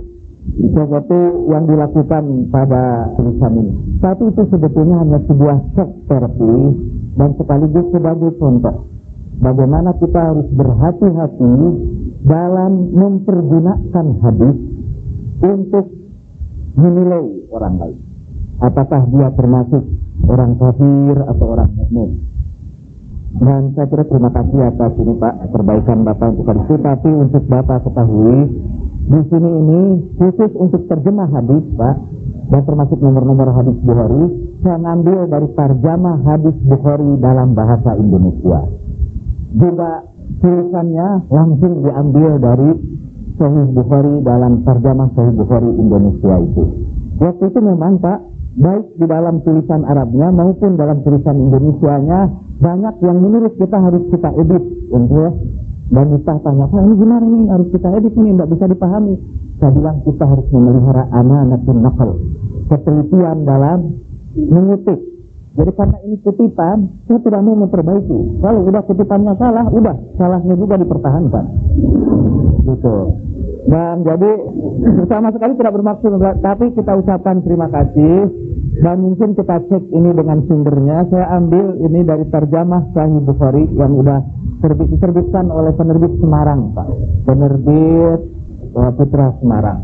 Juga untuk terjemah Sahih Muslim saya ambil di situ. Mengapa saya ambil tidak saya terjemahkan sendiri? Karena saya khawatir ada orang seperti Bapak tadi mengkritik penerjemahan saya. Bapak keliru ini. Lalu saya akan kalau itu terjemahan orang lain bisa melemparkan dosa itu kepada yang bersangkutan. Kemudian Bapak dan Ibu sambil mengomentari sedikit isi buku ini, saya memang menggunakan 3 kriteria untuk menguji hadis itu dan sudah dijelaskan oleh Ustazina Sadali Shihab dan Ustaz Abdul Qadir. Yaitu ukuran pertama Al-Quran. Saya ingin mengukur kesahihan hadis itu dengan ukuran Al-Quran, dan Ustaz Ali sudah menjelaskan itu. Yang kedua, kita ingin melihat Rasulullah itu sebagai uswatun hasanah, sebagai contoh yang paling agung. Karena itu seperti kata Ustaz Abdul Qadir, kita akan menolak semua riwayat walaupun dinyatakan sahih, tetapi riwayat itu menggambarkan Nabi tidak sebagai uswatun hasanah. Salah satu diantaranya ialah riwayat dikenai sihirnya Rasulullah Shallallahu Alaihi Wasallam. Sebetulnya ini sebuah seri tadi, dan ada banyak, dan kita baru sampai kepada masyarakat jahiliyah sebelum Rasulullah Shallallahu Alaihi Wasallam dilahirkan. Dan saya mengkritik juga riwayat-riwayat yang mengatakan bahwa masyarakat jahiliyah itu adalah masyarakat yang sebetulnya ilmunya udah tinggi, bahwa mereka itu hanya disebut jahiliyah karena akidahnya saja. Saya juga mengkritik pendapat sebagian orang ahli sejarah yang mengatakan bahwa masyarakat jahiliyah itu memiliki akhlak-akhlak yang mulia. Itu saya kritik. Dan di sini ada beberapa kesalahan kotak juga memang. Dan dalam hal itu mungkin saya setuju dengan Bapak tadi bahwa al-ajalatu minas syaitan. Memang ketergesa-gesaan itu umumnya dari setan, terutama kalau ketergesa-gesaan mencetak, ketergesa-gesaan menulis, ini juga itu udah jelas Pak dari setan. Tapi kalau saya tergesa-gesa untuk menyelenggarakan acara ini, itu jelas bukan dari setan. Tapi Bapak betul bahwa ini tergesa-gesa karena dimaksudkan untuk dalam waktu yang secepat mungkin. Di sini ada banyak kesalahan-kesalahan, mungkin ada rujukan yang kurang tepat. InsyaAllah akan diperbaiki pada waktu yang akan datang. Kemudian mengenai para ahli hadis, saya sebetulnya sudah memasuki bidang yang bukan bidang saya. Saya tidak memperoleh gelar doktor di dalam ilmu hadis. Jadi sebetulnya secara akademis buku ini sepatutnya dilemparkan saja karena tidak punya nilai ilmiah. Lagi pula untuk memperoleh kualifikasi sebagai ahli hadis, kita harus mengikuti paling tidak gagal beberapa kali di Al-Azhar. Tapi anggap sajalah ini ocehan seorang awam, dan karena itu kalau ditanggapi oleh seorang akademisi, ini buku ini harus dibabat habis-habisan. Tapi masalahnya, kalau buku ini dibakar habis-habisan, Rasulullah jadi muncul bukan lagi uswatun hasanah. Karena di sini saya ingin berusaha membersihkan riwayat Nabi dari riwayat-riwayat yang tidak menggambarkan Nabi sebagai uswatun hasanah. Kalau kritikan saya ini ditolak habis-habisan, kita harus terima bahwa ternyata Rasulullah itu yatasarrafu safiqo wa yatasallam sajahil. Rasul itu ternyata perilakunya seperti anak kecil dan ngomongnya seperti orang bodoh. Dan itu akan saya tolak walaupun nanti terbukti itu hadisnya ternyata sahih. Nggak apa, pun saya tolak aja. Saya ikut guru saya Ustaz Abdul Qadir. Jadi imam besar sebesar apapun, kalau itu menistakan Rasulullah Shallallahu Alaihi Wasallam, saya akan menolaknya. Kemudian yang saya ingin cerita sedikit saja. Saya pernah diundang Pak oleh Pak Syafi'i Ma'arif. Waktu itu Pak Syafi'i Ma'arif menjadi dosen kami di Universitas Kebangsaan Malaysia, UCM, dan saya diundang untuk berbicara di hadapan doktor-doktor ahli hadis. Kata Pak Syafi'i Ma'arif, Syafi'i Ma'arif itu sama dengan siapa? Dulu sama-sama Muhammadiyah. Orang Muhammadiyah itu kan agamanya itu Muhammadiyah itu Pak. Jadi dia senang betul mengundang saya ke situ. Lalu dia bilang, Kang Jalal, ini dokter-dokter ahli hadis di sini ini memerlukan suntikan supaya mereka bisa berpikir lebih terbuka. Jadi kritik mereka saja habis-habisan. Dan Anda kan tidak punya kualifikasi dalam ilmu hadis. Jadi kalau Anda mengkritik hadis, mereka bisa membalasnya habis-habisan juga. Tidak ada rasa segan karena Anda bukan seorang dokter dalam ilmu hadis. Jadi mereka akan membalasnya dengan lebih hebat lagi. Lalu saya seranglah Bukhari, Pak, Muslim, habis-habisan saya serang itu. Setelah itu ada tanya jawab, nggak ada yang bicara. Akhirnya acara dibubarkan, Pak. Setelah itu Pak Syafi'i Ma'arif berkata kepada saya setelah itu, Pak Syafi'i Ma'arif bilang, ya ini susahnya orang Melayu ini, kata Pak Syafi'i Ma'arif, nggak bisa kita dorong. Tapi saya dengar setelah itu saya pulang ke tanah air, mereka memang membicarakannya sangat ramai, tapi di luar kehadiran saya. Tapi alhamdulillah, kata Pak Syafi'i Ma'arif, paling tidak itu sudah memberikan injeksi untuk memperbincangkan hadis itu. Dan tentu saja seperti kata Bapak tadi juga, jangan terima seluruh apa yang ada di sini ini benar, itu sudah jelas. Bapak-bapak dan ibu juga harus membaca buku ini secara kritis yang dilakukan oleh penanya yang terakhir. Kalau hadis Adam itu dikritik dengan sekian argumentasi, lalu Adam kita harus gimana lagi? Ya. Memang ada satu riwayat lain Pak tentang azan yang sahih. Dalam riwayat yang lain, azan itu diajarkan langsung diwahyukan Allah kepada Rasulullah melalui malaikat Jibril. Ada riwayat-riwayat yang sahih. Dan karena di sini hanya mengkritik riwayat yang tidak sahih, saya tidak cantumkan hadis-hadis tentang adzan seperti itu.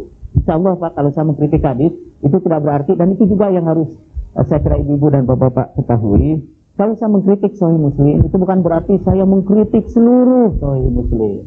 Kalau saya mengkritik Sahih Bukhari itu bukan berarti saya meninggalkan seluruh Sahih Bukhari.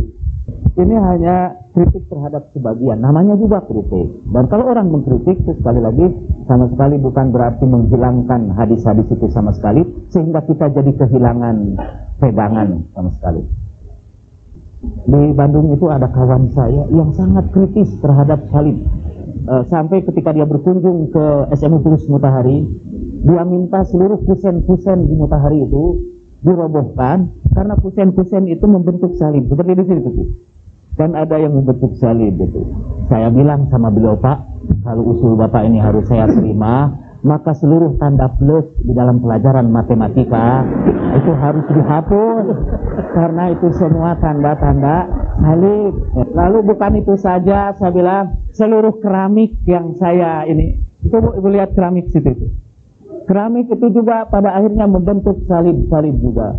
Jadi sebetulnya apakah itu salib atau tidak, itu in the eyes of the beholder. Itu terletak pada mata yang memandangnya. Saya melihat Jakarta T di situ itu T itu dan bukan salib. Saya melihat pada kritis di situ itu T dan bukan salib. Pada akhirnya kita pulangkan saja itu kepada pemandangnya sendiri. Saya tadi kebagian pertanyaan soal ekstremisme dan kenapa tidak meninggalkan politik saja. Nah, soal ekstremisme ini memang ekstremisme pertama di dalam sejarah Islam itu terjadi setelah kelompok Khawarij yang keluar dari barisan Imam Ali menganggap bahwa hanya bisa diselesaikan masalah atau kemelut umat Islam ini dengan kekerasan, dengan membunuh keduanya, yaitu Imam Ali dan Muawiyah. Muawiyah lolos, tapi Imam Ali tidak lolos dari pembunuhan.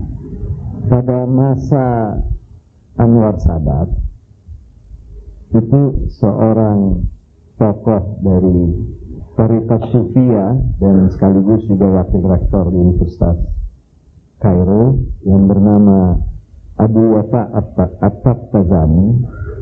Dia Raisatul Sufiyah, pimpinan tarekat-tarekat tasawuf di Mesir. Dia mengatakan bahwa kelompok Takfir wal Hijrah, kelompok ekstrim di Mesir ini adalah penjelmaan dari Khawarij lama dan menamakan kelompok itu sebagai Neo Khawarij.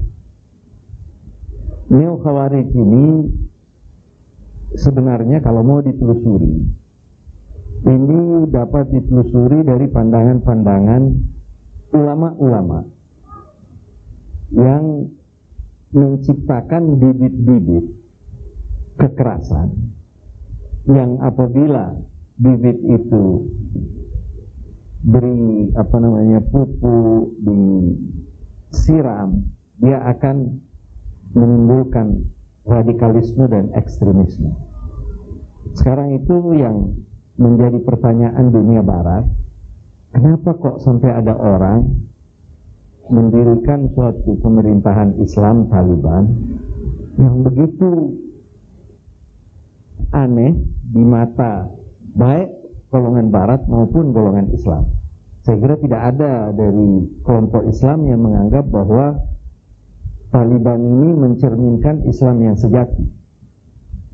Saya selalu bandingkan betapa ulama-ulama Azhar itu mempertahankan Abu Hol Sphinx, sedangkan ulama-ulama Taliban tidak. Itu orang Mesir itu syirik ya, karena ada patung-patung manusia di sana. Konsep itu sangat mempengaruhi watak, perilaku, dan bahkan kebudayaan suatu masyarakat. Max Weber kan pernah menulis Protestantism and the spirit of capitalism and Protestantism kalau tidak salah. Jadi ada seorang dari tokoh Protestan yang namanya Calvin itu menjadikan masyarakat Barat menjadi semarak kapitalismenya karena konsep keagamaan. Apa yang dia katakan bahwa tidak usah urusin itu akhirat itu, tidak usah surga neraka itu urusan Tuhan. Karena toh apabila Anda berbuat baik sampai akhir hayat, kalau Tuhan mau masukkan Anda neraka, toh juga masuk neraka. Jadi tidak perlu diurus itu. Yang harus diurus adalah beri pertanda kesuksesan dalam tiap profesi Anda. Dan apabila Anda sukses dalam profesi Anda, maka itu adalah pertanda bahwa Anda akan masuk surga. Ini konsep teologis yang merasuk di dunia barat pada waktu itu, menjadikan semangat kapitalisme ini berkembang, kata Max Weber. Karena apa? Karena pedagang, dia tidak ada urusan lain kecuali dia sukses jadi pedagang. Dia tidak ada urusan lain supaya dia akan sukses. Dan ini yang menjadikan manusia-manusia barat itu lalu sukses semuanya, karena semuanya ingin menunjukkan bahwa ini pertanda bahwa saya ini masuk surga. Konsep ya. Coba kita lihat sekarang, kenapa sampai ada Usama bin Laden? Kenapa sampai ada Taliban? Konsepnya dari mana ini?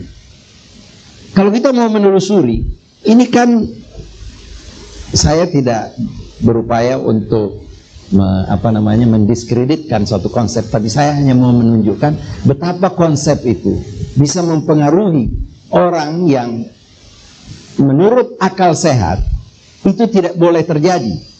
Bolehkah terjadi seorang yang pandai, seorang yang kaya, seorang yang mapan kehidupannya, mau mengorbankan jiwanya dan melakukan apa yang dilakukan di WTC dan Pentagon itu? Itu kan pertanyaan besar. Kalau umpamanya orang di Palestina karena frustrasi, dia anaknya atau kakaknya dibunuh oleh orang Yahudi, timbul rasa frustrasi dan dendam sehingga dia menjadi suicide bomber. Ambil itu bom, dia ledakkan dengan dirinya sekalian. Tapi pertanyaannya, mereka yang melakukan di Amerika ini orang-orang pandai semua ini. Pilot, senang hidupnya. Kita harus cari dari mana sebenarnya sumber konsepnya ini. Coba kita lihat konsepnya dari mana ini. Konsepnya, lalu orang menelusuri, ini orang-orang dari mana ini? Ini banyak orang dari Saudi. Taliban itu adalah suatu negara Islam yang dikuasai oleh orang-orang Arab sebenarnya, bukan orang Afghanistan. Intelektual aktornya itu orang-orang Arab dari Saudi dan simpatisannya, termasuk Usama bin Laden, yang sebenarnya yang de facto leader itu Usama bin Laden. Di sewaktu Mullah Umar itu, menurut orang-orang yang sudah pernah ketemu dengan Mullah Umar, tidak lain adalah orang yang digunakan oleh kelompok Usama bin Laden karena dia adalah orang Afghanistan, maka dia yang ditonjolkan. Tetapi yang setir dari belakang adalah orang-orang yang dekat dengan Usama bin Laden. Usama bin Laden dan kelompoknya terpengaruh oleh gerakan Wahabi. Kenapa gerakan Wahabi? Gerakan Wahabi ini pada dasarnya mempunyai niat yang baik untuk membersihkan Islam dari budaya luar. Dan ini diambilnya dari tokoh reformis yang kita kenal ini, tokohnya Cak Nur, Ibn Taimiyah. Ibn Taimiyah ini kita tidak bisa persalahkan kalau ada pendapat-pendapatnya yang ekstrim. Antara lain, salah satu fatwanya Ibn Taimiyah adalah seorang muslim tidak diperkenankan menjual item yang bisa digunakan bagi perayaan umat Kristiani. Bayangkan, trompet-trompet yang dijual waktu tahun baru dan Christmas, itu menurut fatwa Ibn Taimiyah itu haram. Karena apa? Karena dia lahir dalam suatu environment, dalam kondisi dan situasi di mana umat Islam dan umat Kristen ini sedang berperang dalam keadaan konfrontatif, sehingga dia adalah produk dari environmentnya. Bukan itu saja, filsafat bagi Ibn Taimiyah adalah budaya luar, tasawuf budaya luar, Kristen budaya luar. Bahkan hal-hal yang luar itu harus diwaspadai. Ini yang diambil alih oleh Wahabisme. Wahabisme ini lalu melihat bahwa budaya luar ini harus diperangi.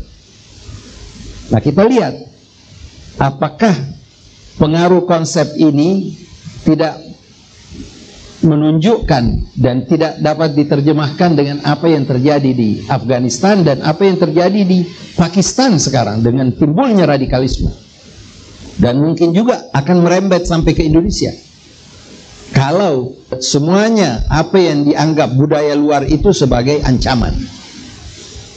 Nah, ini apa yang terjadi sekarang ini, radikalisme ini dan ekstremisme, bukan satu-satunya disebabkan oleh konsep ini, tetapi juga ada hal yang disebabkan oleh faktor luar, yaitu faktor di mana Amerika dan sekutunya ini telah memperlakukan umat Islam tidak wajar, khususnya di Palestina. Tetapi bagi mereka yang tidak memiliki bibit radikalisme ini tadi, itu agak sulit untuk cepat tampil. Tapi mereka yang memiliki bibit radikalisme dari kelompok gerakan Wahabisme, saya katakan gerakan Wahabisme ini pada dasarnya, pada mulanya mempunyai niat yang baik tetapi kebablasan. Sehingga sekarang ini kita dengar bahwa di Indonesia ini banyak sekali orang mengkritik kalau orang melakukan upacara maulid, karena dianggap itu bid'ah. Ini kembali lagi, padahal Salahuddin Al-Ayyubi mau mempersatukan umat Islam dengan menciptakan tradisi yang indah ini. Supaya apa? Supaya mengenang kembali masa keemasan Islam pada saat Rasulullah SAW diutus, dan kita bersatu padu menjunjung tinggi Rasulullah SAW supaya umat Islam semuanya bersatu.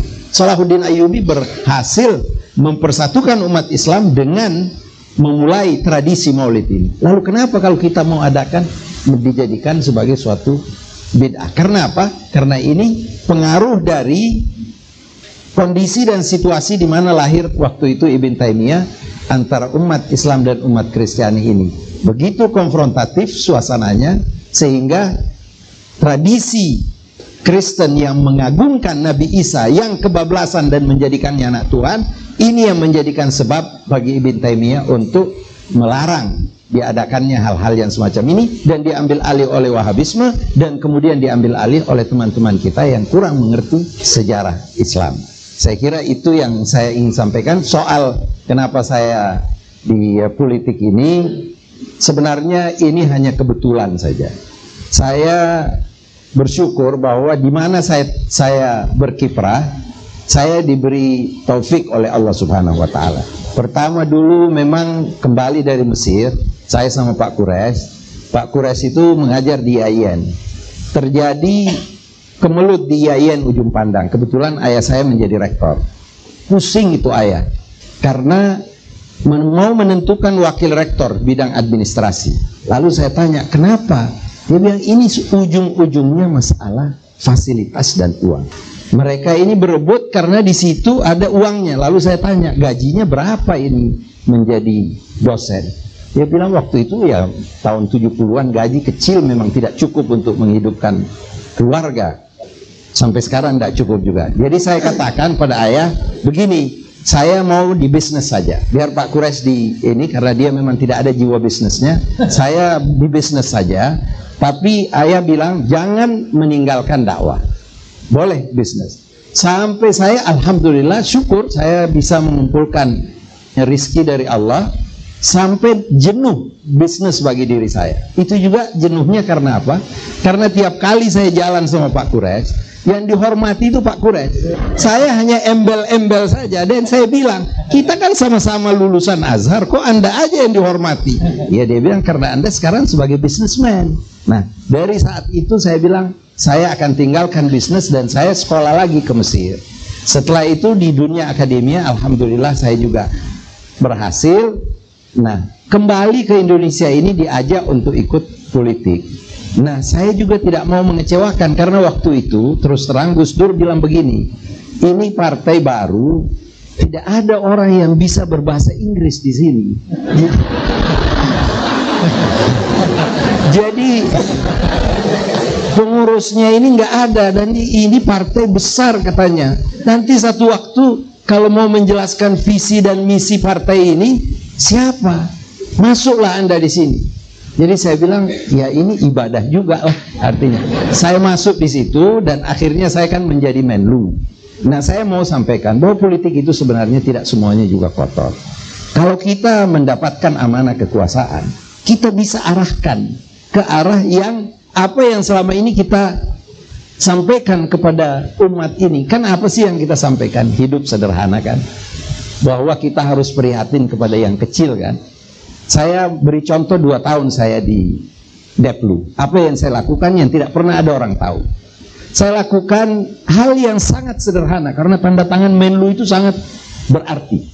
Saya jadikan 1% dari gaji diplomat kita di luar negeri sebagai infak atau sedekah terhadap pegawai-pegawai rendahan. Itu jumlahnya besar. Dan saya katakan ini adalah sukarela. Siapa yang mau memberi 1% silahkan. Dan siapa yang tidak mau memberi 1%, ini bukan suatu undang-undang. Tapi kita akan melihat sampai di mana kemampuan duta besar sebagai pimpinan KBRI dapat mensosialisasikan suatu anjuran yang baik ini. Seluruh KBRI menyetujui hal tersebut, dan 1% itu akhirnya kita bisa jadi kenapa? Modal untuk memberikan rumah cuma-cuma bagi pegawai rendahan yang pensiun yang tidak punya rumah, atau uang muka rumah bagi mereka pegawai rendahan yang mau beli rumah tidak punya uang muka, dan mereka yang sudah punya rumah dan mau pensiun kita beri dia yang muslim naik haji cuma-cuma dari uang itu. Itu hanya satu tanda tangan Menlu. Yang kedua, saya canangkan bahwa Menteri Luar Negeri tidak boleh naik first class. Apa akibatnya? Seluruh duta besar tidak ada yang naik kecuali business class. Karena apa? Karena masa Menlunya business class, duta besar yang selama ini kan first class atau dirjen itu. Iya itulah. Nah, lalu apalagi yang saya lakukan, bahwa mereka yang bepergian ke luar negeri jangan tinggal di hotel. Karena apa? Menlunya kalau ke New York tinggal di Wisma Indonesia, enak kok, tidurnya enak, ada AC-nya, ada apa. Padahal biasanya di World of Astoria satu malam $2.000. Saya bilang $2.000 itu kan 20 juta, itu uang rakyat kan. Jadi pertama kali tradisi Menlu tidak tinggal di hotel di New York itu adalah saya. Saya tinggal di Wisma Indonesia. Saya katakan sama saja. Iya Pak, tapi ini bukan tradisi. Iya, dulu itu tradisi jelek, kita bikin tradisi baru. Dan alhamdulillah sekarang menjadi jalan itu. Karena malu mereka untuk merubah dari tradisi yang sudah bagus itu menjadi jelek. Jadi banyak hal yang kita lakukan untuk kepentingan kita bersama, yang kalau saya di bidang dakwah hanya bisa ngomong, tidak bisa melakukannya. Nah, apalagi nanti kalau umpamanya PKB menang, ya kita lebih banyak lagi.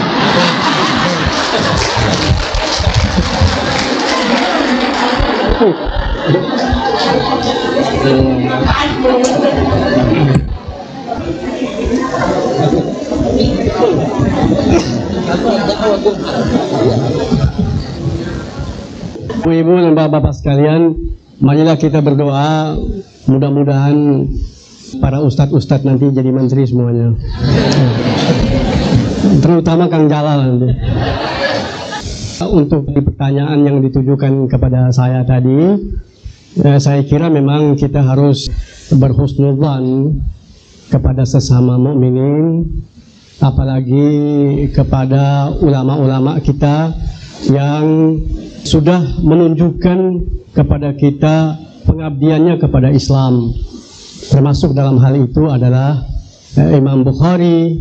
Salah satu bentuk ketergesa-gesaan yang dilarang itu ialah lantas kita menvonis atas ta'jiluna bisayyiati qabla al-hasanat. Dikritik oleh Allah, apakah kamu tergesa-gesa untuk menilai buruk sebelum mendahulukan penilaian yang positif. Nah, itulah yang ditegur oleh Allah Subhanahu wa taala. Jadi pertanyaannya tadi, kenapa riwayat yang dikritik oleh Kang Jalal itu pernah ditanyakan kepada saya. Saya mentafsirkannya secara positif karena saya lebih banyak bersifat sebagai seorang ustadz, seorang waiz, ya, ketimbang seorang ilmuwan. Jadi saya melihat bahwa dalam riwayat itu ada kebesaran Nabi Muhammad SAW. Jadi dan ada kebesaran Siti Khadijah. Saya sangat mencintai kedua manusia mulia tersebut. Di mana Siti Khadijah itu ada riwayat yang menyatakan bahwa beliau itu sendiri termasuk orang yang mempelajari tentang agama. Beliau juga sudah mengerti ada rasul yang bakal diutus. Kebetulan beliau itu juga kan misanannya atau keponakannya Warakah ibnu Naufal. Jadi begitu dia mendengar informasi dari Nabi Muhammad SAW, dia lebih dahulu mengukuhkan Anda adalah Rasul. Jadi ada kekhawatirannya bahwa yang datang kepada Anda itu adalah hal-hal yang rohani, yang suci, yang ilahi, yang malaiki, bukan syaitani. Jadi penekanan dari Siti Khadijah. Kita tidak pernah membaca riwayat yang mungkin Dr. Alwi atau Dr. Jalal yang pernah membaca. Saya sampai sekarang itu tidak pernah membaca ada himbauan dari Nabi itu kepada Khadijah untuk beriman kepada kerasulannya. Tidak ada.